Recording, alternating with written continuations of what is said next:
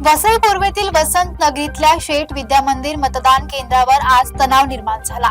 माजी आमदार क्षितिज ठाकूर यांना आत प्रवेश का दिला यावरून भाजप कार्यकर्त्यांनी गोंधळ घातला।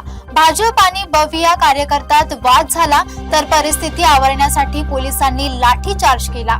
पुणे महानगरपालिका निवडणुकीसाठी मतमोजणी सुरू असतानाच न्यू इंग्लिश स्कूल मतमोजणी केंद्रावर तणावाचं वातावरण निर्माण झालं। राष्ट्रवादी काँग्रेस अजित पवार गट यांच्या नेत्या रुपाली ठोंबरे पाटील मतमोजणी दरम्यान आक्रमक झाल्या।